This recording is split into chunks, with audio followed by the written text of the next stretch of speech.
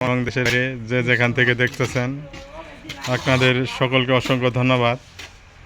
আজকে আপনাদের মাঝে আমি যে বিষয়টি তুলে ধরছি, বিষয়টি হলো এই যে আপনারা দেখতে পাচ্ছেন একজন মিস্ত্রি সহকারী জনাব মোহাম্মদ কামাল সাহেব, ইনি আমাদের কাছে কমপ্লেন দিচ্ছেন যে আজকে 3 জন মিস্ত্রি দিছে, এর মধ্যে যে 2 জন মিস্ত্রি আপনারা ওনার পিছনে দেখতে পাচ্ছেন ডান্ডা নিয়ে একজন খাড়ায় আছে।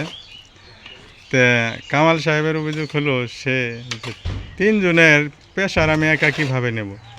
তো এটা আসলে কি আপনারা অনেকে ভাবছেন 3 জন কোথায় পেলেন? এই যে সামনে দেখতেছেন 2 জন, পিছনে আমি একজন ক্যামেরাম্যান। এখন আপনাদের কাছে আমি কামাল সাহেবের কিছু বক্তব্য শুনবো। কামাল সাহেব, আপনি বলেন তো আপনার কি সমস্যা? সমস্যা আমি ভাই কি বলবো, দুঃখের কথা, এটা বলার কিছু নয়।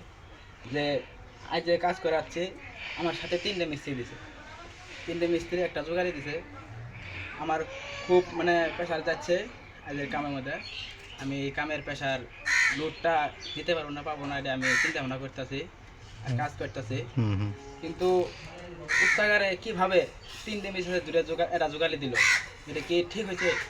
বিষয়টা বলেন আপনি। তো ভাই, আমি আমার এই ফেসবুক পেজের সাথে আমি দেশবাসীকে জানাবো, ভবিষ্যতে যারা কাজ করবেন বা করাবেন, উস্তাকার ভাইয়েরা যারা দেখতেছেন আমার ভিডিও বা মালিক পক্ষ, সকলের কাছে অনুরোধ থাকবে যাতে কোনোভাবেই 3 জনের সাথে একজন সহকারী না দেওয়া হয়।